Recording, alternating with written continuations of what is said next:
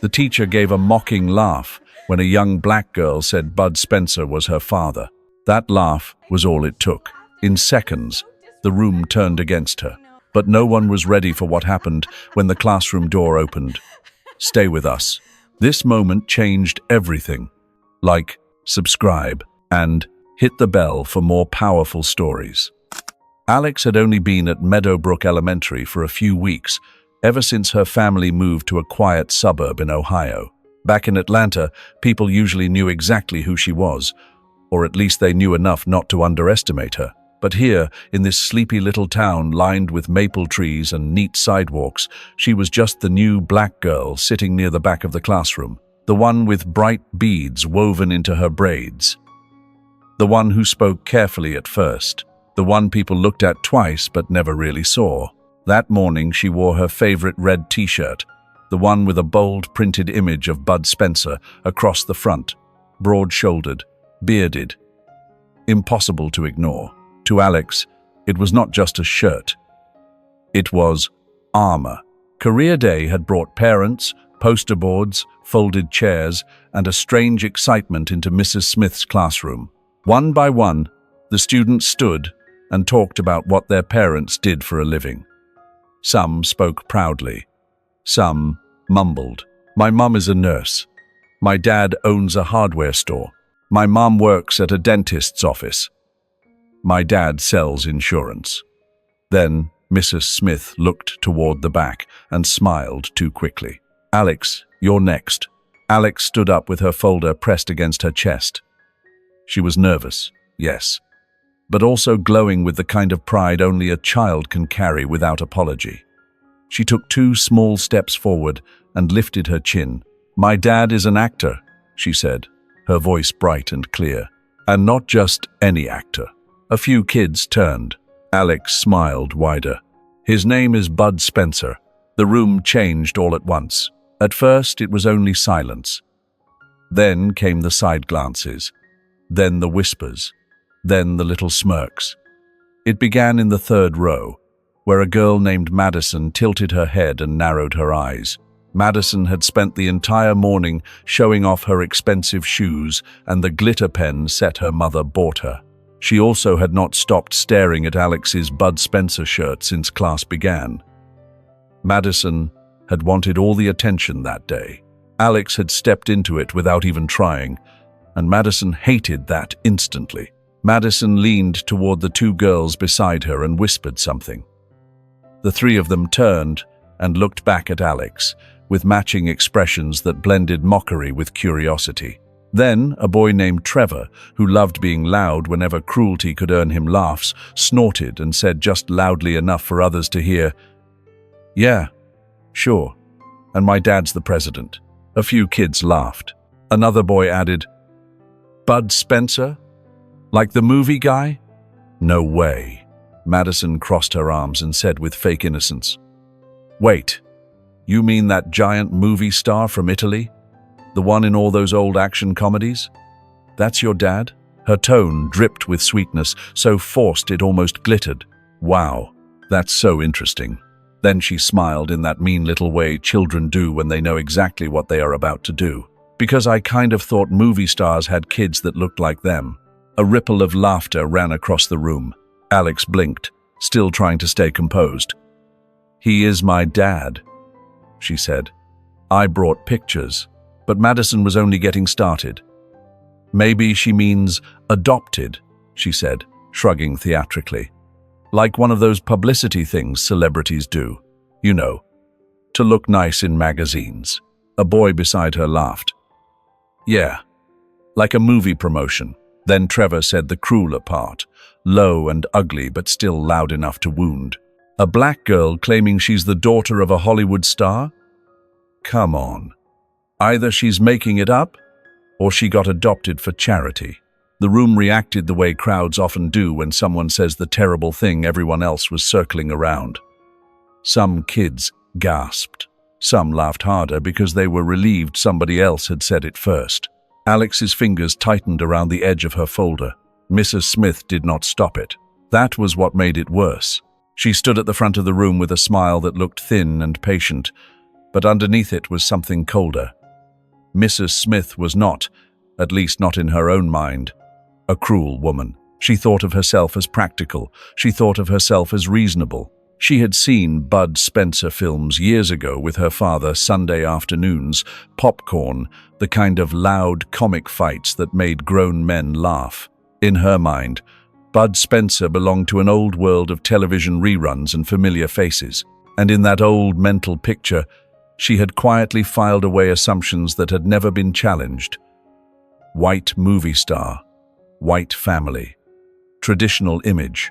She had never once considered that her information might be incomplete, outdated, or built on lazy certainty. She only knew that the child in front of her did not match the picture she had already decided was true. So when Alex held up her folder and said again, "He really is my dad," Mrs. Smith lifted one hand to interrupt. "Alex," she said, using the slow voice adults use when they think they are being gentle while actually being dismissive, "today is for real jobs and real families, not fantasy." "It's not fantasy," Alex said quickly. "He's filming right now. He sent me these from the set." She opened the folder and pulled out a photo. Mrs. Smith did not even look at it. Instead, she sighed and let her tone grow firmer. "Bud Spencer is a famous actor. I know who he is. I've seen his films. But let's not confuse admiration with reality. You don't share his name. And..." She hesitated only a fraction too long, then continued anyway. "Well, you clearly do not come from the same background." The room heard it. Children always do. Trevor smirked. Madison looked delighted. One of the boys in the middle muttered something even uglier under his breath about black people lying, and though not everyone heard the exact words, the poison of it spread fast enough. Alex's face went bright red. "That's not true," she cried, turning toward them, tears already rising. "Bud Spencer is my dad. He is. I'm not lying."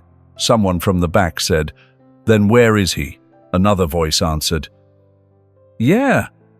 Why didn't your movie star daddy show up?" Madison tilted her head again and delivered the final little knife with a shrug.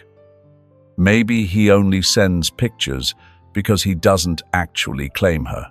A burst of laughter broke out. Alex looked like she had been struck. "I'm telling the truth," she shouted now, her voice cracking.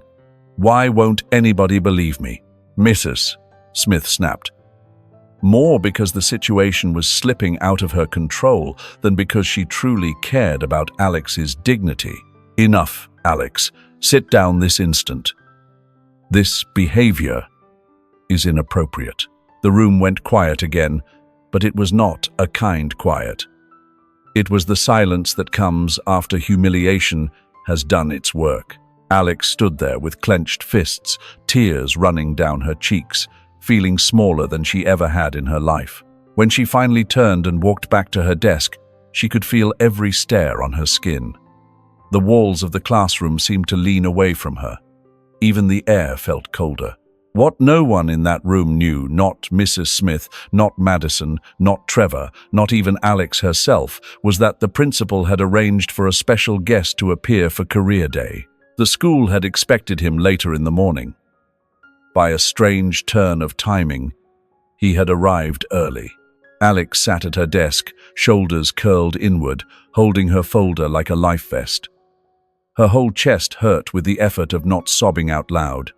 Mrs. Smith had just called the next student's name when the classroom door opened with a quiet creak. A broad figure filled the doorway. Tall, heavy-set, calm, commanding. He wore a crisp shirt, worn jeans, sturdy boots, and carried a leather duffel bag over one shoulder. His beard was neatly trimmed. His eyes were tired in the way strong men's eyes often are, as if they had seen both laughter and loss and carried both without fuss. Behind him stood Principal Wilson, smiling with the kind of excitement he was trying and failing to contain. "Sorry to interrupt, Mrs. Smith," the principal said. "Our special guest arrived earlier than expected." He turned to the class. "Students, I'd like you to welcome Mr. Bud Spencer, actor, producer, former Olympic swimmer, water polo player, and one of the most beloved screen legends of his generation. Silence crashed into the room. Not a whisper. Not a laugh. Not a breath. Mrs. Smith's face went pale so quickly it looked as if someone had pulled all the color from it at once. Her eyes jumped from the man in the doorway to Alex, then back again. The truth did not strike her all at once. It spread slowly, horribly, like cold water through fabric. Across the room, Alex lifted her head. The moment her eyes met his, Bud Spencer knew. He knew that look.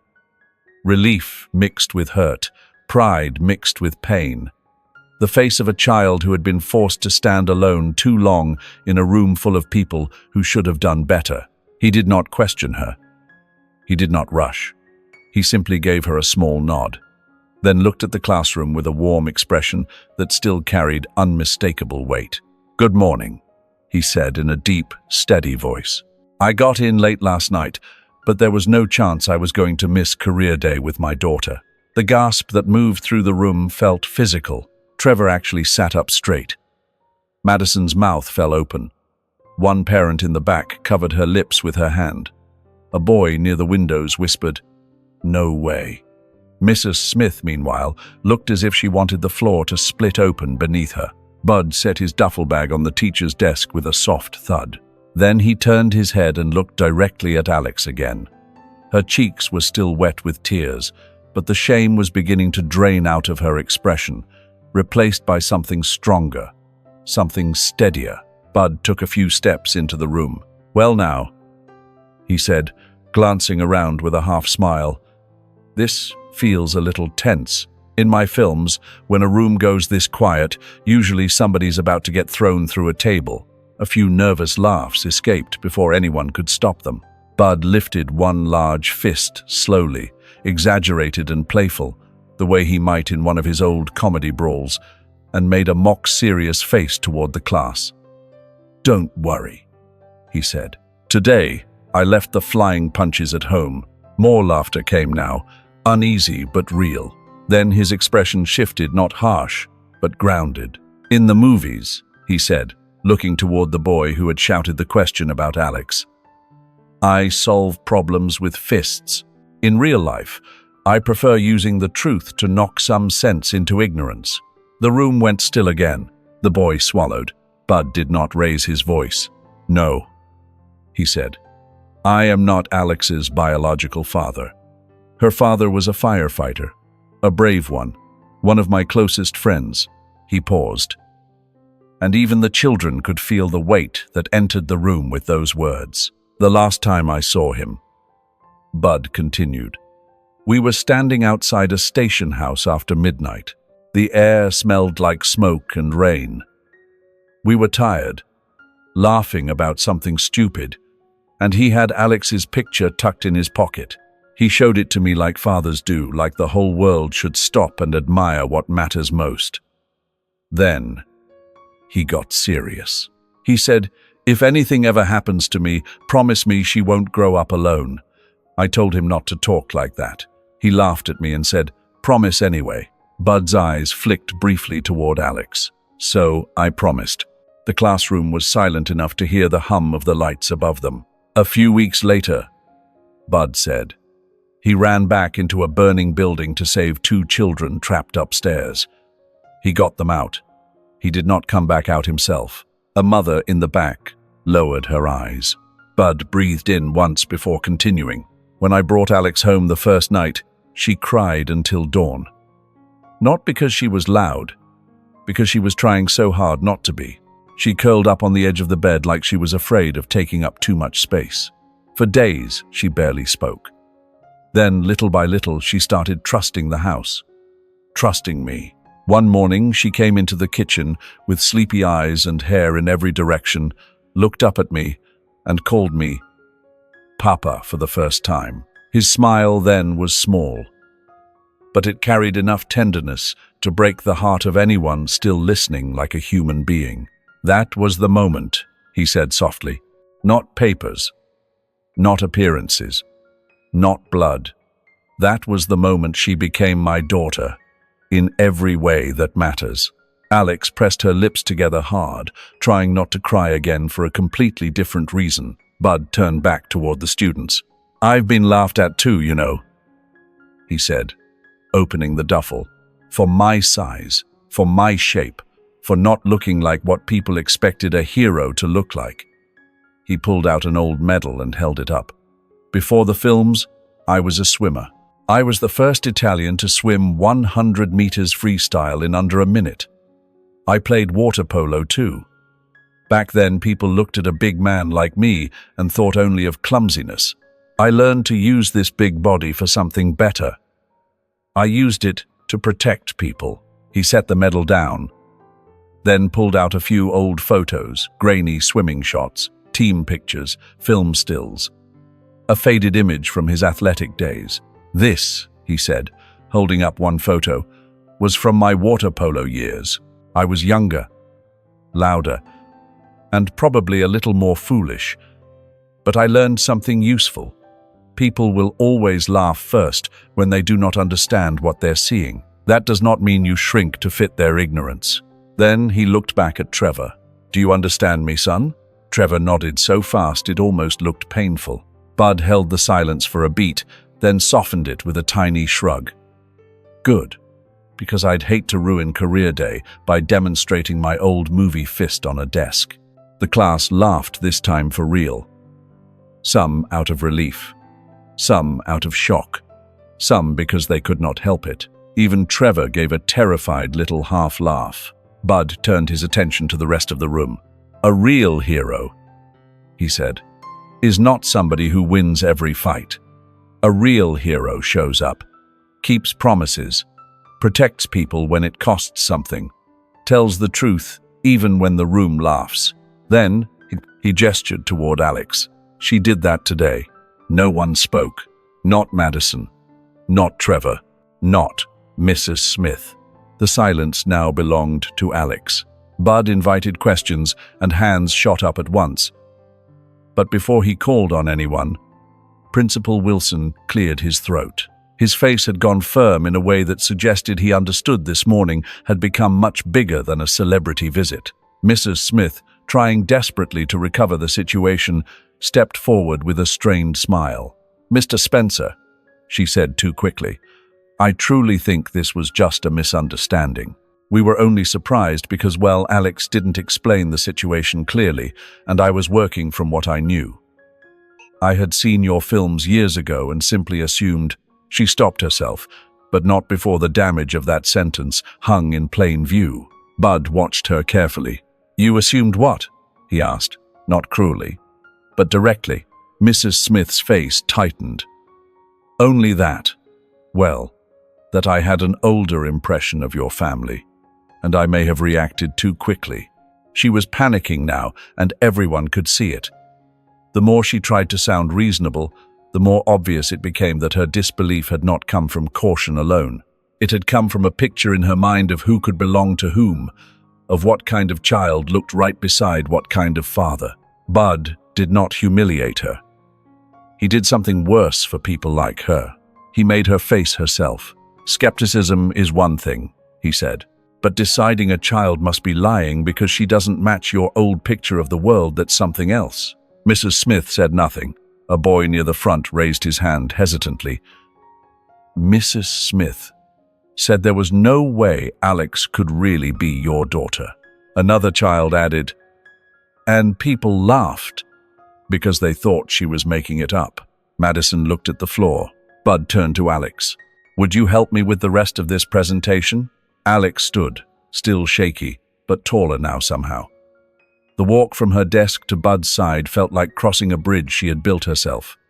The room watched her differently this time, not as the girl they had mocked, as the girl who had told the truth. For the next 20 minutes, Bud and Alex led the most unforgettable career day Meadowbrook had ever seen. Bud showed old swimming photos, a few film stills, and talked about training, hard work, and what it meant to be underestimated. He told a funny story about filming a bar fight scene with Terence Hill, how everything looked fast and wild on camera but had to be practiced in slow motion first. "In the movies," Bud said with a grin. People remember the smashed chairs.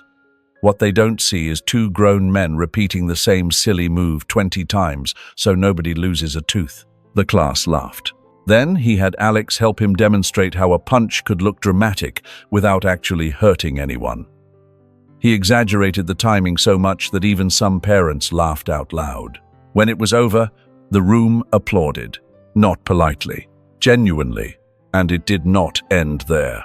By that afternoon, the story had spread through the school. By the next morning, it had spread through the town. Some people were outraged on Alex's behalf. Others, unwilling to admit how wrong they had been, tried to minimize it. A few parents complained that Bud Spencer's appearance had embarrassed a teacher unfairly. But many more demanded accountability. Principal Wilson moved quickly. At the following school assembly, in front of students, staff, and parents, Mrs. Smith was required to issue a public apology to Alex. She stood at the microphone with stiff hands and a face so tight it looked painful. "Alex," she said, reading from a paper, "I apologize for doubting you and for not creating a respectful environment in the classroom."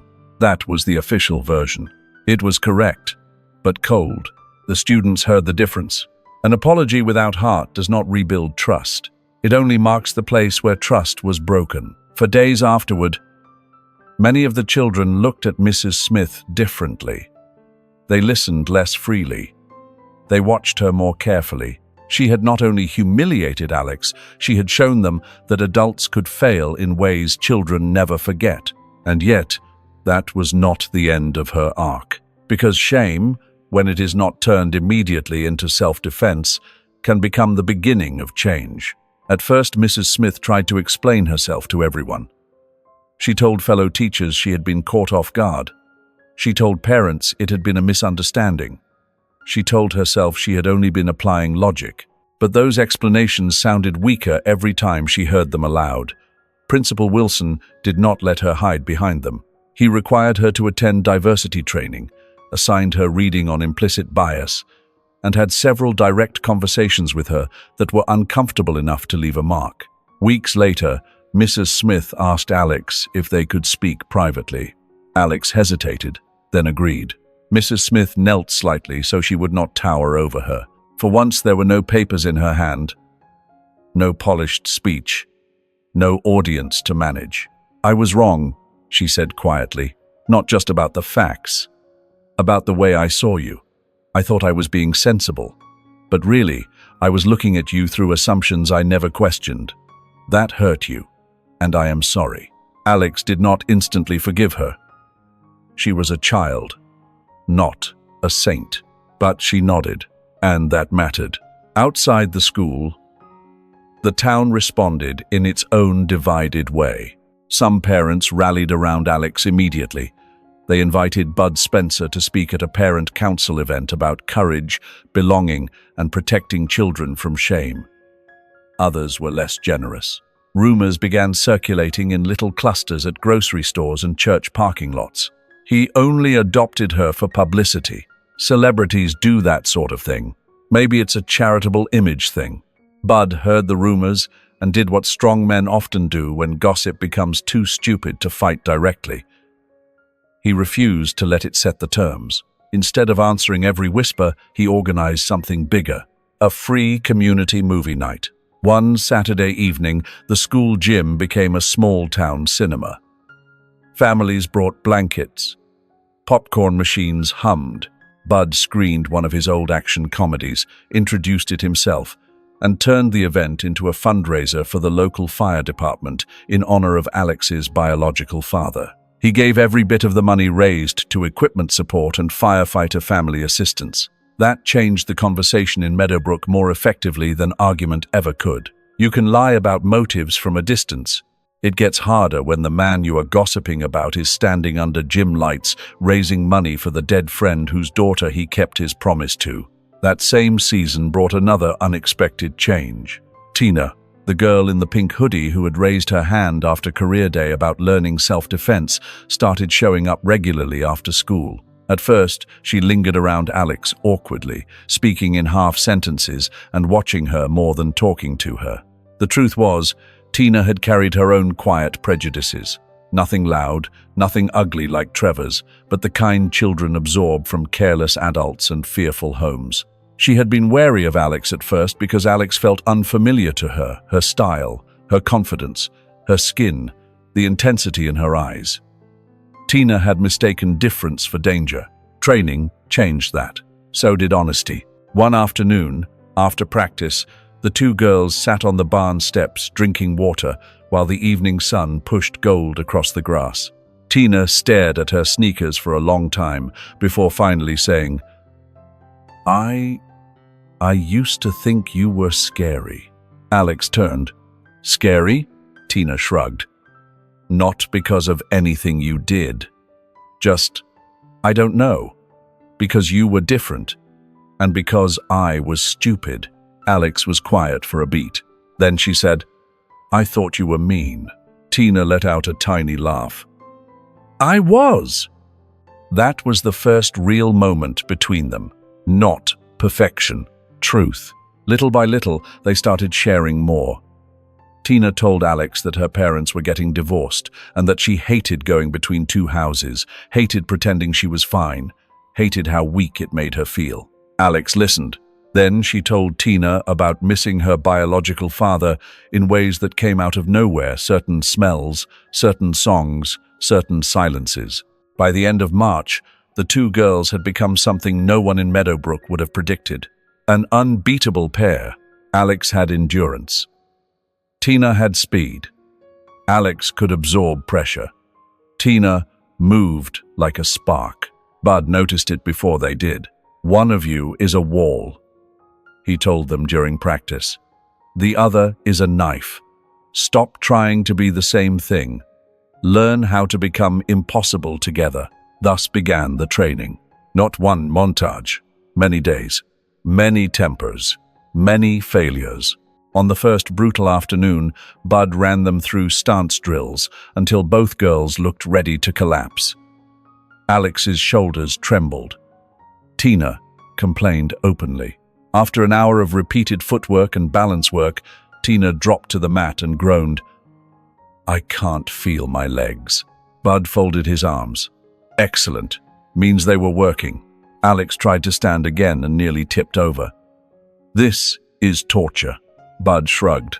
"No, this is Tuesday."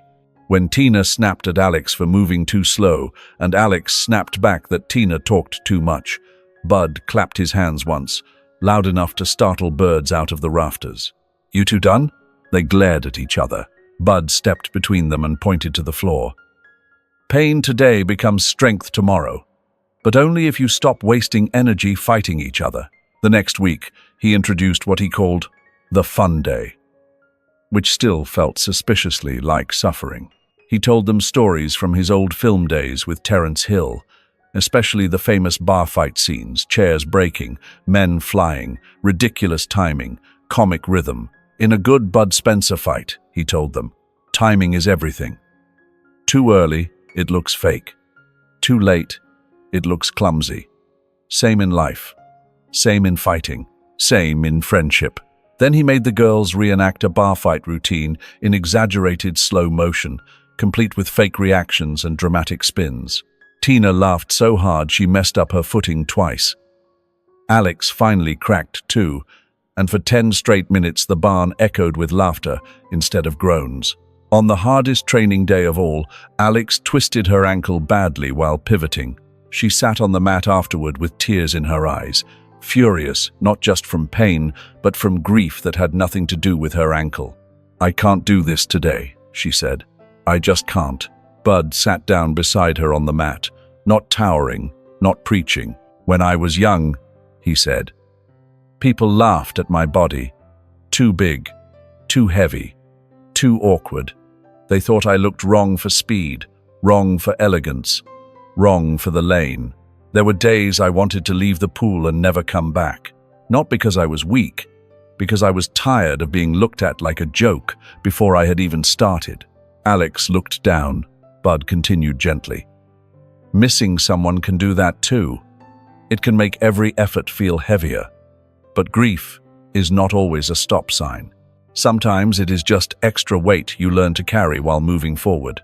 Alex sniffed and nodded. Then she stood. The tournament came with noise, lights, polished floors, and the electric tension of young competitors pretending not to be terrified. Bud kept himself hidden high in the bleachers under a cap and hoodie because he did not want the day to become a spectacle about him. It was about the girls. The early rounds went well. Alex and Tina moved as if they shared one nervous system. They won with discipline, not luck. By the time they reached the semi-final, people in the gym had started whispering about the Meadowbrook pair. That was when the ugliness came back. Their semi-final opponents were from a rival dojo with better uniforms and louder parents. One of the girls sneered during the lineup and muttered, "A movie star's daughter in a martial arts tournament. What's next? Did Bud Spencer hire stunt doubles for you too?" The other girl laughed. "Yeah, maybe the famous kid only knows how to pose." Alex heard every word. So did Tina. Tina stepped half a pace forward, but Alex lightly touched her wrist. "Not now." On the mat, Alex answered with action. She fought harder than she had all day, but midway through the bout she took a nasty hit to the ribs and another twist through her already strained leg. It slowed her. She still won. They still advanced. But by the time she stepped off the mat, Bud knew she was hurt worse than she wanted anyone to see. The final match was worse. Not just because the opponent was vicious, because the referee was inconsistent, slow to call fouls, and visibly easier on the other side. Bud saw it immediately from the bleachers, so did half the crowd. But by then, the adrenaline had turned the whole gym brittle. Alex's opponent fought dirty when she could get away with it. Then came the illegal low strike, when the referee's attention shifted. The crack of Alex's leg seemed to freeze the air in place. Tina dropped beside her at once. Everything blurred. The crowd murmured. The referee hesitated. And from high in the bleachers, despite all his effort to remain unnoticed, Bud's voice finally broke free. "Alex." Just one word. But it carried. She looked up. He was on his feet now, cap half shifted, face no longer hidden. And then he shouted the thing he had drilled into her from the first weeks in the barn. "Best move. Best moment. Now." Alex inhaled. Pain roared through her body. Then she rose. What followed looked almost unreal, not because it was magical, but because human will sometimes is. Balancing on the good leg, she drove herself forward with the technique Bud had refined for her from old cinematic rhythm and real martial discipline. A devastating, perfectly timed rotational strike, not flashy for the sake of flash, but explosive, clean, committed. It carried echoes of every comic brawl, every staged knockout, every lesson about timing, force, and courage he had ever taught her. The impact ended the match. The gym erupted. Parents screamed. Coaches leaped up. Kids shouted. Tina caught Alex before she could crash back to the floor. Victory. Only when medics rushed in did the reality settle fully. Her leg was broken. Even then, Alex refused the wheelchair. She wanted to walk to the podium. So she did, leaning on Tina, each step a message to every person who had ever mistaken her for small. The local paper had a field day. The next morning, the headline read, "Bud Spencer's daughter wins. Title despite injury." Another paper went further. "Meadowbrook girl rises above mockery, takes championship." The town changed after that in a way it had not changed after the assembly, or the apology, or the movie night. Victory does something public shame cannot. It forces even skeptics to accept what courage looks like when it refuses to stay hidden. Back at school, the atmosphere shifted completely. Students who once whispered now greeted Alex by name. Teachers praised her in halls. Even some of the parents who had repeated ugly rumors went quiet. And the strangest sign of change came from Mrs. Smith. She asked if she could attend one of the after-school self-defense sessions. Not to teach, to learn. Alex blinked when she heard. Tina burst out laughing. Bud only smiled. Months later, in the quiet of evening, after Alex had fallen asleep on the couch with her medal still near her pillow, Bud stepped outside into the yard. This time, he did not come empty-handed. He carried Alex's medal in one large hand and turned it over slowly beneath the porch light before lifting his eyes to the stars. "You should see her now," he said softly into the night, speaking to the friend he still missed. "Not just the fights. The rest of it. She forgave more than I would have forgiven at that age, helped one of the boys who mocked her when he got cornered by bigger kids, even spoke kindly to the teacher who broke her trust." He looked down at the medal, then back up. "She's stronger than either of us knew." The wind moved through the trees like an answer too quiet to hear. Bud smiled faintly. "And stubborn. My God, she's stubborn." Inside, Alex's future was already beginning to change shape. She started keeping a journal first, writing in uneven handwriting about the classroom, the tournament, the apology, the fear, the rage, the win. Later, that journal turned into something bigger. With Bud's encouragement, she began recording little videos, telling her story in her own words, what it felt like to be laughed at, what it meant to be believed, how pain can become power when someone stands with you long enough. Bud also made good on another promise.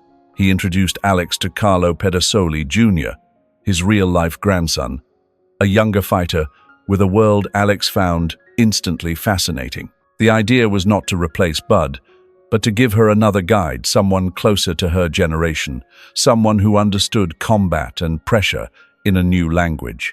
Carlo treated her seriously from the first conversation, not like a mascot, like an athlete. A year later, Meadowbrook looked very different.